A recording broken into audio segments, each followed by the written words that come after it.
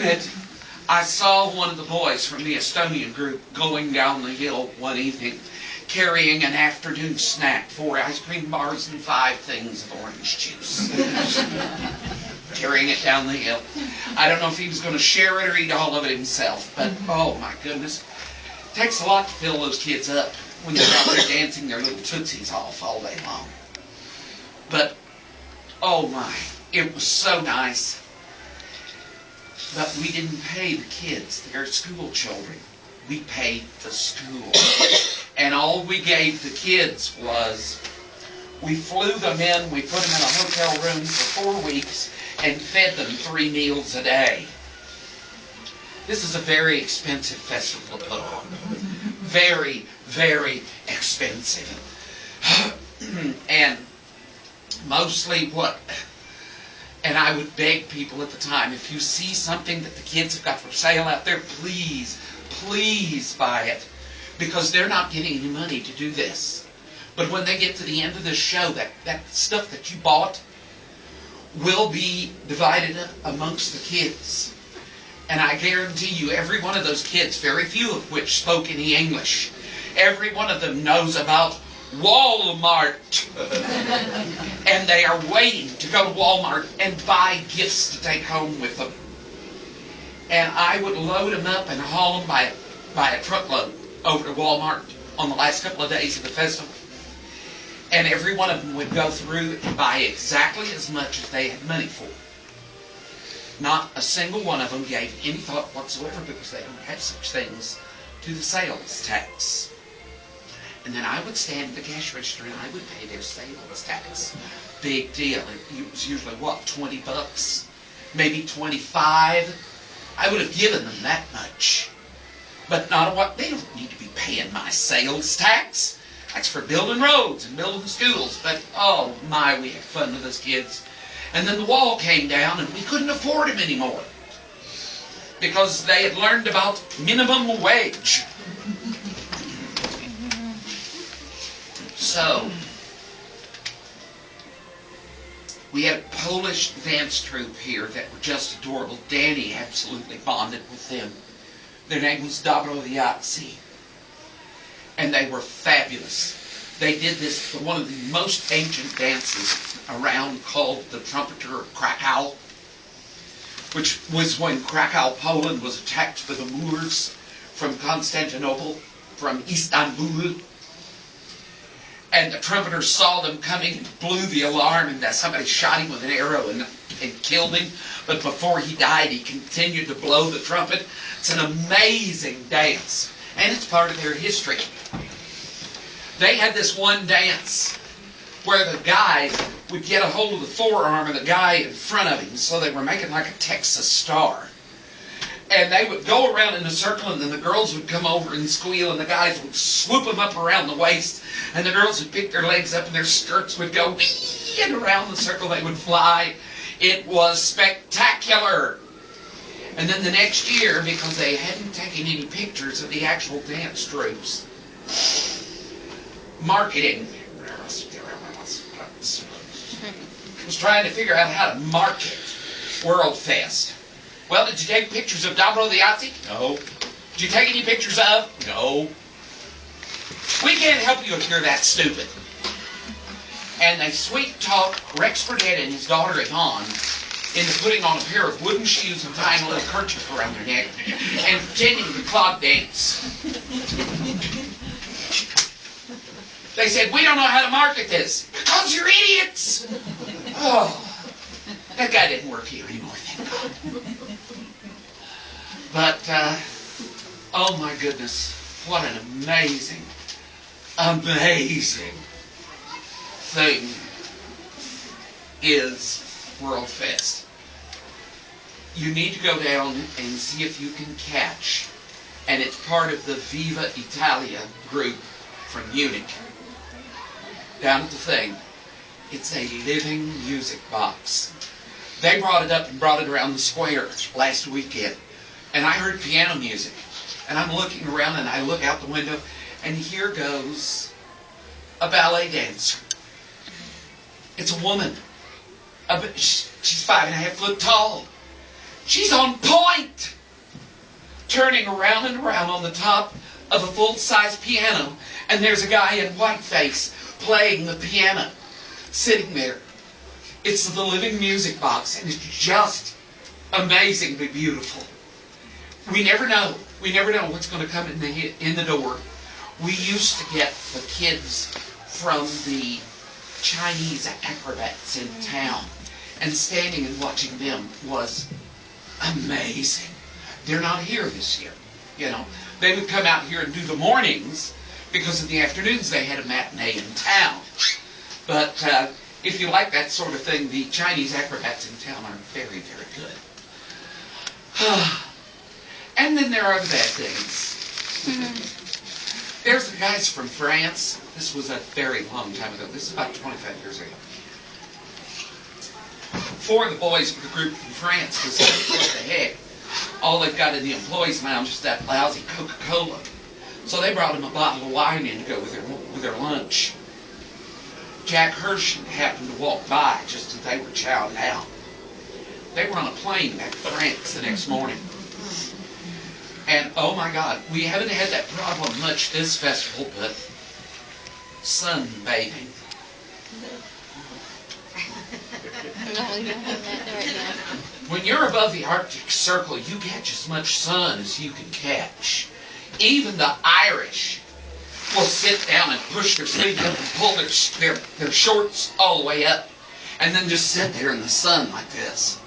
Because you can't waste sun when you live in a place like Ireland. So they were just sopping up sunlight like crazy. And the kids from Spain decided it would be all right if they got behind the barn down here where no guests ever go.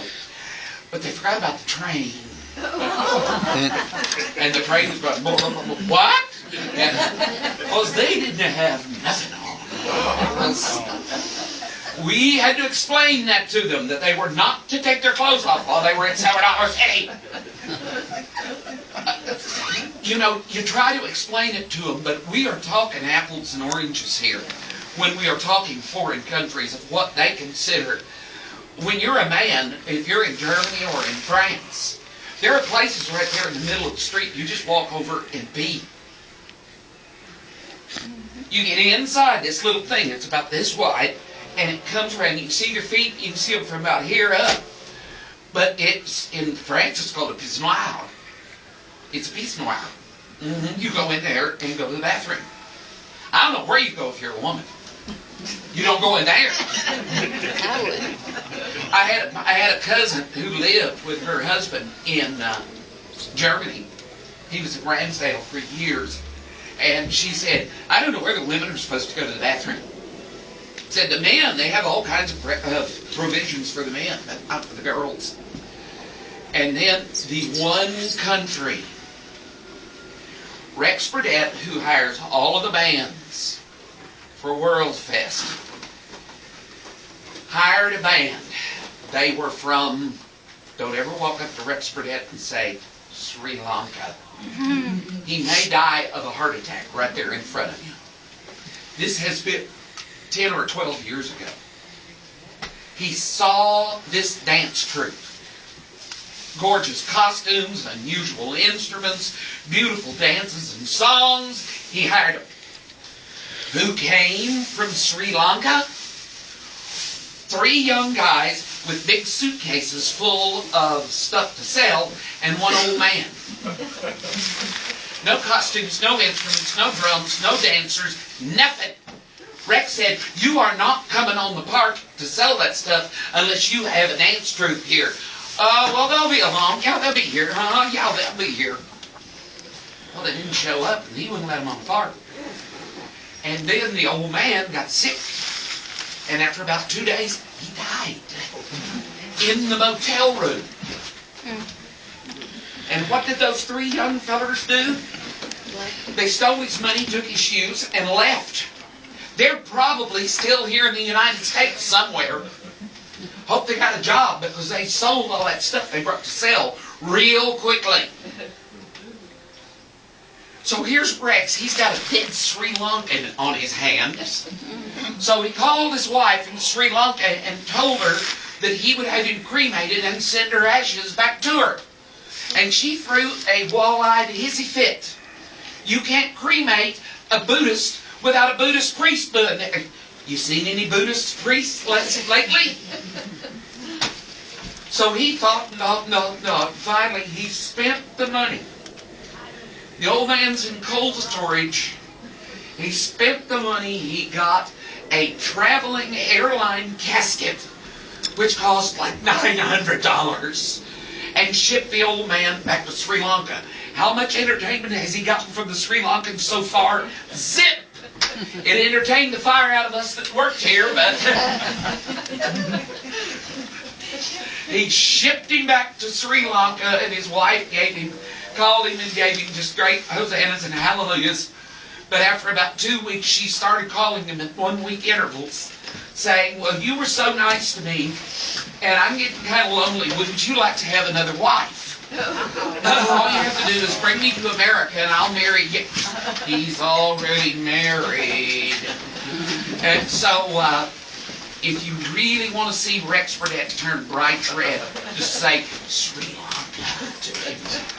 Yes, Rex was a young guy when he started doing this. He looked kind of old and worn now. That many years of foreigners has turned him gray. But oh my goodness. We have so many stories from there. Oh, no, I won't tell you that one. No.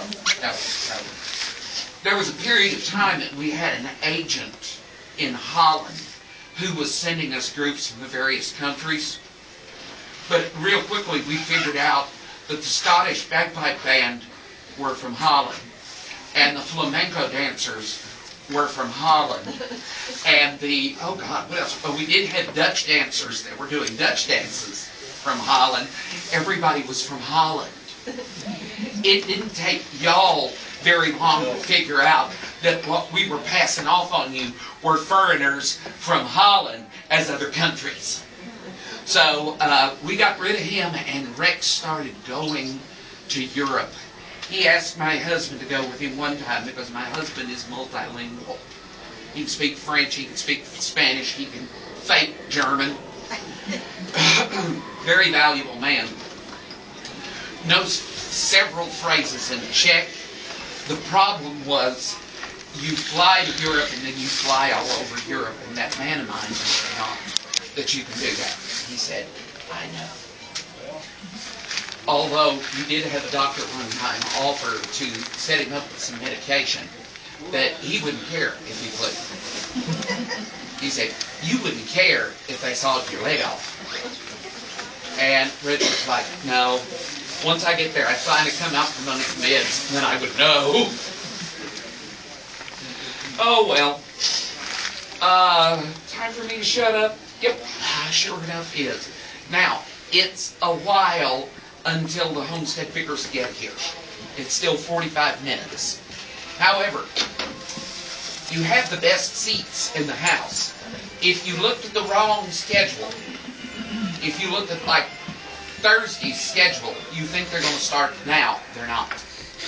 They're going to start at 10:45 on Saturday. Isn't this Saturday? 10:15? So you don't have that long. I can't keep up with this schedule. It jumps from day to day. Yesterday we ate lunch at 12:30 in the kitchen. Today we eat at 12. Usually we eat at 11:45. And it changes from day to day.